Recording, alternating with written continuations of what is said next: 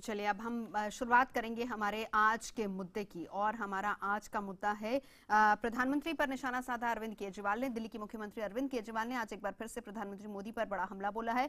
पठानकोट हमले की जांच के लिए भारत आई पाकिस्तानी जेआईटी की रिपोर्ट पाक मीडिया में लीक होने के बाद विरोधियों को प्रधानमंत्री पर निशाना साधने का एक मौका मिल गया है। केजरीवाल समेत तमाम विरोधियों ने प्रधानमंत्री पर पाकिस्तान के सामने घुटने टेकने का आरोप लगाया है। केजरीवाल ने तो इसे भारत माता के साथ जोड़ दिया है। इस मामले पर सियासत काफी ज्यादा गर्म हो गई। हम इसी मुद्दे पर बहस कर रहे हैं और तमाम सवाल भी उठा रहे हैं। सबसे बड़ा सवाल ये कि क्या प्रधानमंत्री पर निशाना साधने से पहले केजरीवाल को जेआईटी की आधिकारिक रिपोर्ट का इंतजार करना चाहिए, क्योंकि अभी तक आधिकारिक रिपोर्ट नहीं आई है, सिर्फ और सिर्फ लीक हुई हैं बातें और उसी के आधार पर ये आरोप लगाए जा रहे हैं। वैसे कांग्रेस ने भी इस पर निशाना साधा है। मनीष तिवारी ने सीधे सीधे प्रधानमंत्री पर और सरकार पर ही हमला बोला है। साथ ही साथ एक सवाल ये भी उठा रहे हैं हम कि क्या पाकिस्तान जेआईटी की रिपोर्ट से भारत माता को जोड़कर केजरीवाल ने सही किया है या नहीं। क्या नवाज शरीफ से डील का आरोप लगाकर केजरीवाल ने प्रधानमंत्री का अपमान नहीं किया। और एक और अहम सवाल जो सरकार से भी पूछा जाएगा वो ये कि क्या पाकिस्तान की जेआईटी को भारत बुलाकर केंद्र सरकार ने सही कदम उठाया, गलत तो नहीं किया। तमाम खास मेहमान हमारे साथ मौजूद हैं। बता दें कि परिचय मैं आपका करा देती हूँ। हमारे साथ इस वक्त चर्चा करने के लिए कांग्रेस की तरफ से प्रवक्ता आलोक शर्मा जी मौजूद हैं, आम आदमी पार्टी की तरफ से प्रवक्ता नितिन त्यागी मौजूद हैं, बीजेपी की तरफ से दिल्ली बीजेपी के प्रवक्ता हरीश खुराना जी मौजूद हैं, वरिष्ठ पत्रकार मधुसूदन आनंद मौजूद हैं। सबसे पहले मैं नितिन आप ही के पास आना चाहूंगी। बहुत जल्दबाजी नहीं की केजरीवाल ने ये बात कहकर, थोड़ा इंतजार कर लेते, क्योंकि अभी तो सिर्फ रिपोर्ट्स लीक हुई हैं, अभी औपचारिक रिपोर्ट वहां पर अनाउंस नहीं की गई है।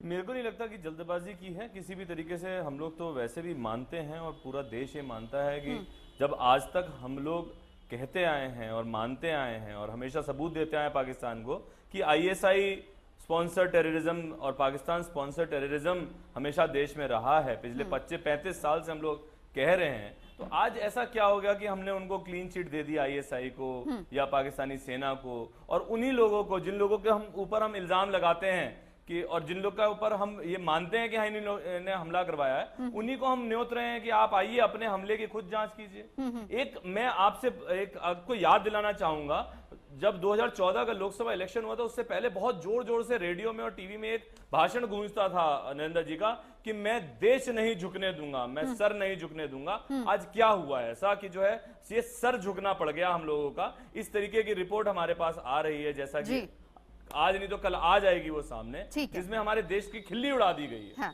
या तो ये गलती हुई है मोदी जी से, अगर गलती हुई है तो मान ले गलती, देश से माफी मांग ले, पर अगर गलती नहीं हुई है और जानबूझ के किया है तो बड़ा शोचनीय है, बहुत चिंता का विषय है कि जानबूझ के इस तरीके की बात गलती हुई या नहीं हुई। हरीश खुराना जी जवाब देंगे, उससे पहले मैं जरा एक रिएक्शन आलोक जी से भी लेना चाहूंगी। आलोक जी, पठानकोट में आलोक जी, नितिन मैं आपके पास लौटूंगी। नितिन आलोक जी को इंक्लूड कर ले जरा। आलोक जी मैं आपके पास आना चाहूंगी जी। बहुत जल्दबाजी नहीं की केजरीवाल ने, या फिर वो सही कर रहे हैं, आपका क्या मानना है? समझता हूं कि दो अलग अलग विषय हैं। हाँ। पहला विषय जेआईटी से संबंधित है। जेआईटी को यहां पर बुलाना, उसको परमिशन देना किसी भी तरह से देश हित में नहीं है। हाँ। तमाम डिफेंस के एक्सपर्ट जो हैं उन्होंने कहा है कि हमने पूरी तरह से एक तरह से पाकिस्तान के सामने सरेंडर कर दिया है। जब पाकिस्तान के साथ जो विदेश नीति है हमारी, जब से मोदी सरकार आई है, पूरी तरह से डिरेल हो गई है। ना कोई कंसिस्टेंसी है उसके अंदर। कभी अलगाववादियों के नाम पर हम टॉक्स को बंद कर देते हैं और पठानकोट जैसे बड़े आतंकवादी हमले के बाद टॉक्स को शुरू करने की बात करते हैं। आज जिस तरह से जेआईटी आकर यहां पर काम कर रही है ये बहुत ही दुर्भाग्यपूर्ण है। आप बताइए कि आईएसआई के लोग, आईएसआई के कर्नल जो लोग हैं वो यहां पर आकर देख रहे हैं कि क्या हुआ और क्या नहीं हुआ और कैसे हुआ। वो सलविंदर जो एसपी हैं हमारे, उनकी कॉल डिटेल्स मांग रहे हैं, उनके बैंक अकाउंट्स मांग रहे हैं, एफआईआर की कॉपी मांग रहे हैं। तो खुद ही सवालों के घेरे में है, जाहिर सी बात है कि उस पर उनसे सवाल किया जाएगा। वो तो हम यहाँ पर भी जांच चल रही है उनके खिलाफ। सीधी तरह से कहना चाहता हूं नवजोत जी कि जो ये कदम उठा है ये बहुत ही इमेच्योर कदम है। इससे कहीं ना कहीं विदेश नीति को, कूटनीति को, वर्ल्ड जियोपॉलिटिक्स को कहीं ना कहीं बहुत भारी धक्का लगा है। बीजेपी सरकार की एक इस तरह की पद्धति बन गई है कि नेपाल के साथ भी जैसा हुआ कि देखिए पहली बार मोदी साहब गए, पहली बार गए, इसी तरह से अफगानिस्तान से उड़े, लाहौर उतर गए। दोनों का तो मैं जवाब समझता हूं दीजिए। विदेश सबसे पहले नीति नितिन जो त्यागी, है आरोप आप पूरी पर ये तरह लग रहा है से कि आपने विदेश हो गलती की है तो माफी मांगिए। आलोक जी कह रहे हैं जो जिस तरीके से संबंध बनाए जा रहे हैं वो सही नहीं है और बहुत बड़ी गलती भारत से हुई है। क्या आप ये मान रहे हैं? कभी कोई रिएक्शन, स्पेशली मैं बात करूंगा फॉरेन पॉलिसी के ऊपर, जब तक ऑफिशियली नहीं आ जाता क्या कोई रिएक्शन बनता है? कुछ मीडिया में, वो भी पाकिस्तान के मीडिया में कुछ बातें लीक कर गई हो, क्या हुआ, लीक हुई हैं, नहीं हुई, क्या हुआ नहीं मालूम अभी तक। कोई ऑफिशियल किसी का कोई रिएक्शन नहीं आया। एक बार ऑफिशियली रिलीज तो होने दीजिए, क्या है क्या नहीं है, सही है या गलत है, टीवी इसमें नहीं हम है। बहस कर सकते हैं। प्रवक्ता महोदय बीजेपी के हैं या पाकिस्तान के? जी सुन लीजिए, मैं आपके बीच में रोका नहीं था आपको मैंने। नहीं, मेरे सामने आपके टीवी बीच नहीं में है, रोका नहीं, पाकिस्तान के कंप्लीट प्रवक्ता करने बोल रहे दीजिए हैं, ना। बीजेपी के बोल रहे हैं। JIT लाना या ना लाना इस पे हम बहस कर सकते हैं, लेकिन सवाल ये है कि एक देश के, एक राज्य के मुख्यमंत्री और एक राज्य के एक मंत्री जिस प्रकार से उनका ट्वीट आया है, वो क्या देश के एक प्रधानमंत्री के लिए जिस प्रकार की भाषा का उपयोग किया है। कांग्रेस से हमारे मतभेद हो सकते हैं, कांग्रेस ने भी फेलियर पे हम बहस करी होगी हम लोगों ने, लेकिन इस प्रकार की भाषा कभी भी मनमोहन सिंह के लिए कभी नहीं उठाई हम लोगों ने कि वो देशद्रोही हैं या वो देशद्रोही कहना एक प्रधानमंत्री को। आप तो उल्टा साथ दे रहे हैं पाकिस्तान का। इसका मतलब आप देश के जो नितिन देश त्यागी, के खिलाफ जो हैं, नितिन उनका आप त्यागी, साथ दे रहे हैं कि आप कह रहे हैं कि हाँ देश के जो मुख्य जो प्रधानमंत्री है वो ISI का। ठीक है नितिन त्यागी, जवाब रख दीजिए। भाषा आप इस्तेमाल कर रहे हैं हरीश उसके जी। ऊपर ना सिर्फ हमारे को मुझे लगता है नितिन त्यागी, बात को यही मैं बोलना चाहता हूं आपसे। बिल्कुल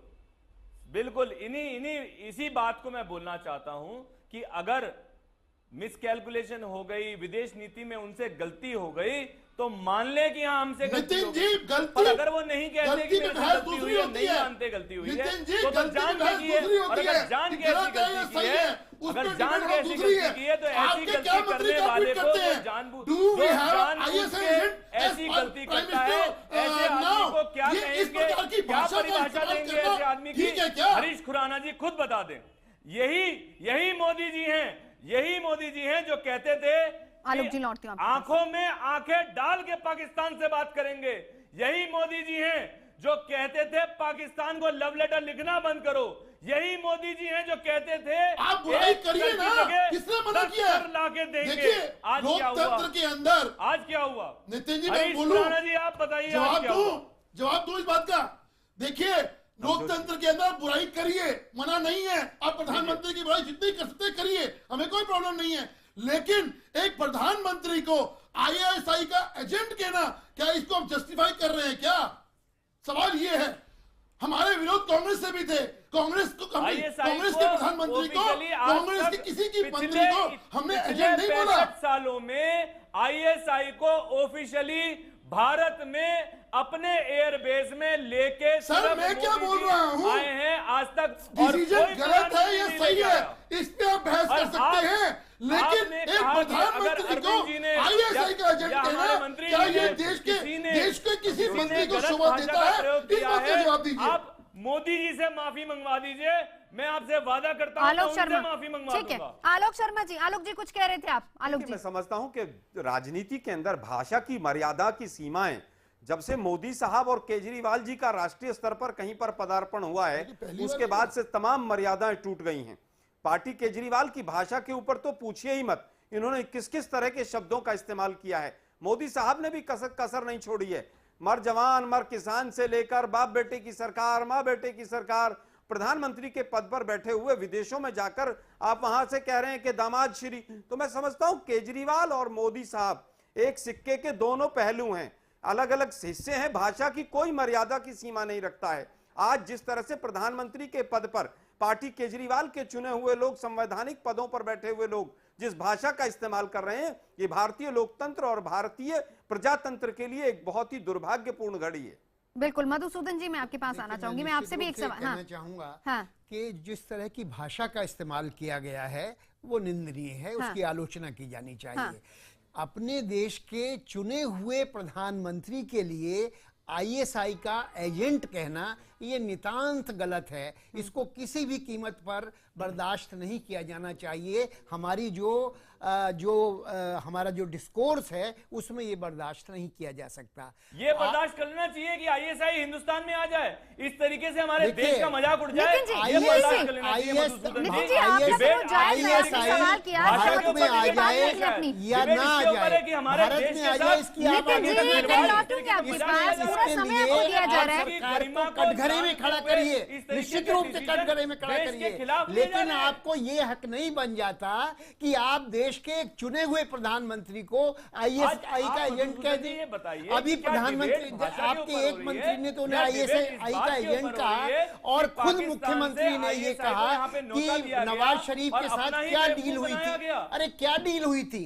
राजनीति में आपको हमेशा एक लेवल पर आकर बातचीत करनी पड़ती है, आपको बर्फ को तोड़ना पड़ता है। मधुसूदन जी, एक सवाल और जो हम यहाँ पर उठा रहे हैं, ठीक है, विपक्ष का विरोध अपनी जगह है, विपक्ष अपनी आवाज उठा रहा है, उनका विरोध अपनी जगह है, लेकिन एक सवाल का जवाब दीजिए, न्यूट्रल वॉइस हम जानना चाहते हैं। आपको लगता है कि पाकिस्तान की जीआईटी को भारत में बुलाकर केंद्र सरकार ने भी गलती किया? उस बारे में आपका क्या? देखिए, मैं निश्चित रूप से मानूंगा कि उनको ये अनुमति नहीं दी जानी चाहिए थी, और नहीं तो कम से कम जो एक कर्नल उसमें आईएसआई का आया था उसका विरोध करना चाहिए था कि हम इसको शामिल नहीं करेंगे। और ठीक है, दूसरी ज्वाइंट कमेटी वहां से आ रही, ज्वाइंट टीम आ रही, उसको ठीक है, लेकिन आपको उन्हें यहाँ नहीं आना चाहिए, क्योंकि आप हर पल पर आईएसआई द्वारा प्रायोजित आतंकवाद कहते हैं। आपके जो समर्थक हैं उन्होंने, जो सरकार में भी शामिल हैं, और आपकी वीएचपी के लोगों ने, उन्होंने भी इस बात की निंदा की है कि आपने क्यों इनको बुलाया। वो तो मैं कहूंगा कि नहीं बुलाया जाना चाहिए था आईएसआई के एजेंट को, आईएसआई के प्रतिनिधि को नहीं बुलाया जाना चाहिए था। और अब जो बात पाकिस्तान में चल रही है उसको अगर आप देखें तो ये अभी जैसे ही ये बात आई थी सामने, तैसे ही वहां की सरकार का ये फर्ज था कि वो कहती कि गलत खबर है, जिसने भी ये खबर चलाई है गलत खबर है। आप देखिए कि एक तरफ आप चीन की मदद से अजहर को, मौलाना अजहर को आप कहते हैं कि इसको हम सूची में, बैन वाली सूची में नहीं डालेंगे, इन पर बैन नहीं लगेगा। दूसरी तरफ आप अभी से क्या क्या चीजें फैला रहे हैं। अभी वो कमेटी ने अपनी रिपोर्ट नवाज शरीफ को दी नहीं, लेकिन आपने चुपके से एक न्यूज प्लांट करा दी। आपका फर्ज था कि भाई अभी हमारी रिपोर्ट तैयार हो रही है या हमने अभी रिपोर्ट नहीं दी है, इसलिए इस तरह की रिपोर्ट गलत है, जो अभी तक पाकिस्तान ने नहीं कहा। इसलिए जो परसेप्शन है इस देश में कि पाकिस्तान के साथ किसी तरह का सहयोग जो है वो कोई बहुत कारगर साबित नहीं होता। ये माना जाए कि इस तरह की न्यूज प्लांट करवा के पाकिस्तान भी ये देखना चाहता है कि रिएक्शन किस तरह होगा, और उसके बाद इंटरनेशनल कम्युनिटी इसको किस तरीके से देख रही है, और उसके बाद उस रिपोर्ट को औपचारिक तौर पर लीक करेगा। नहीं, ये पाकिस्तान का कोई भी गेम हो सकता है, मैं इससे इनकार नहीं कर सकता, लेकिन पाकिस्तान के बारे में सब जानते हैं कि पाकिस्तान कहता कुछ है और करता कुछ है। ये पाकिस्तान के बारे में सब जानते हैं। हाँ। क्योंकि इतना बड़ा प्रेशर था, मोदी की सद्भावना का एक इतना बड़ा मनोवैज्ञानिक असर था उनके पास कि उनको यहाँ ये इसके लिए तैयार होना पड़ा।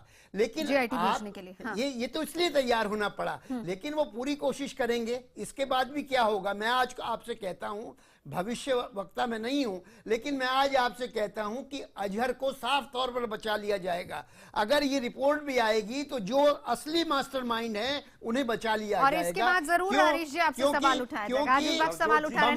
मुंबई के बारे में क्या हुआ आप जानते हैं? वो तमाम डॉसियर हमने सौंपे, उसको सिरे से खारिज कर दिया गया हमेशा। जी आलोक जी। मैं समझता हूं कि भारत सरकार ने पाकिस्तान सरकार को जीआईटी के रूप में एक ऐसा प्लेटफॉर्म दे दिया है जिसमें वो तमाम अपने सरकारी एजेंसी, आईएसआई, उनके रोल को छुपा देगा। इंटरनेशनल वर्ल्ड जियोपॉलिटिक्स पर ये प्रेशराइज करेगा कि यहाँ के टेररिस्ट जो ऑर्गेनाइजेशंस हैं वो कहीं इन्वॉल्वमेंट हैं, लेकिन सरकार की कोई एजेंसी इन्वॉल्व नहीं है। यूनाइटेड नेशंस में भी उस रिपोर्ट को रखेगा और वो उन सबूतों को यूज करेगा जो भारत ने प्रोवाइड किए हैं। ठीक है, नितिन त्यागी, एक आखिरी सवाल मैं आपके पास आना चाहूंगी। पॉलिटिकल वीकनेस रही, एक जियोपॉलिटिकल किसी तरह की कमजोरी रही जिस वजह से हुआ। आलोक जी वक्त की कमी है। नितिन त्यागी आखिरी 10 सेकंड। नितिन त्यागी, एक पॉइंट बड़ा सिंपल सा उठाना चाहता हूं। हाँ।